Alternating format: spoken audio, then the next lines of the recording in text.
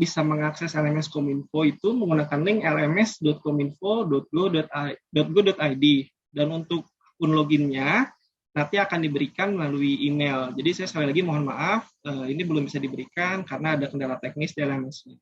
Nah, nanti setelah login, tampilan utama LMS itu akan seperti ini, dan di menu sebelah kiri itu nanti akan ada menu pelatihan yang saya ikuti. Dan kalau diklik, itu nanti akan keluar kelas dari pelatihan Bapak Ibu. Jadi nanti kelasnya itu sudah di-assign. Jadi Bapak Ibu tidak perlu lagi mencari kelasnya.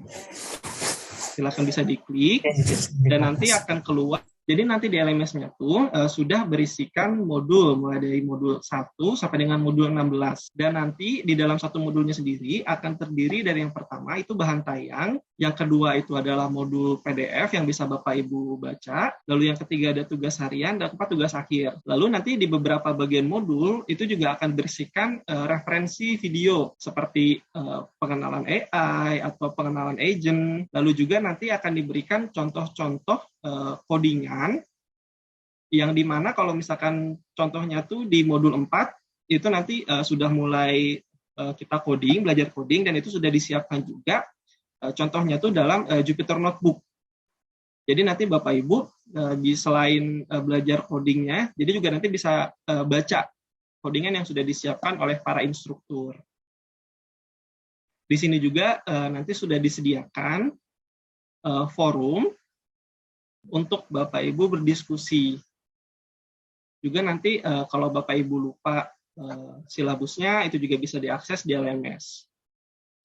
Nah, untuk modul dan bahan tayang sendiri, untuk mendapatkannya nanti Bapak Ibu tinggal klik, dan itu akan otomatis terdownload. Itu akan otomatis terdownload, itu nanti silakan Bapak Ibu cari di folder download di laptop atau komputernya masing-masing. Bahan tayang pun sama, itu nanti cara mendapatkannya cukup diklik saja, itu akan otomatis juga terdownload, dan bisa dicari di folder download komputer Ibu masing-masing.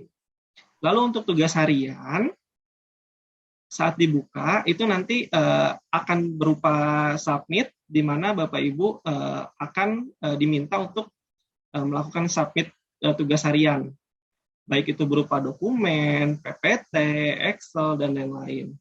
Itu nanti silakan Bapak Ibu tinggal drag and drop saja di websitenya. Lalu setelah selesai, itu silakan simpan perubahan. Dan dia akan secara otomatis terupload. Untuk tugas akhir pun sama. Nanti tugas akhirnya itu, Bapak Ibu kan nanti akan berkelompok. Satu kelompoknya itu terdiri dari 3 orang. Nah, nanti dari masing-masing orangnya itu silakan upload di LMS-nya. Jadi supaya di LMS-nya itu tidak kosong pada bagian tugas, walaupun nanti tugasnya sama, tidak apa-apa. Jadi di-upload saja sama, nanti akan meminta uploadan, mau itu berupa dokumen, Excel, maupun PPT. Jangan lupa nanti simpan perubahan. Dan perlu saya ingatkan, untuk tugas harian dan tugas akhir ini, dia hanya berlaku selama 7 hari. Jadi misalkan Bapak Ibu untuk modul 1, itu akan dibuka pada tanggal 31 besok, Juli. Nah, waktu pengumpulannya adalah 7 hari terhitung pada tanggal kelasnya dimulai.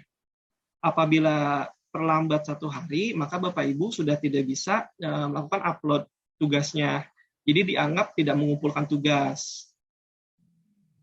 Jadi saya ingatkan kembali bahwa untuk tugas harian dan tugas akhir itu hanya diberikan waktu 7 hari. Dan tugas akhir ini nggak harus, maksudnya tugas akhirnya kan panjang ya, dari modul 1 sampai modul 16 itu selalu ada tugas akhir. Maksudnya apa? Itu maksudnya adalah cicilan dari tugas akhirnya gitu. Misalkan Bapak Ibu sudah menentukan business understanding dari tugas besarnya, itu silakan di-upload. Itu nanti akan dicicil sampai dengan modul 16, dan di modul 16 nanti itu baru dari tugas akhirnya aplikasinya selesai. Itu di-upload di sini. Lalu nanti di akhir setelah modul 16 selesai, itu akan ada post-test. Post-testnya itu berupa kuis yang nanti silakan Bapak Ibu bisa akses pada akhir pelatihan. Kalau sekarang belum terbuka. Itu nanti berupa kuis ABCD.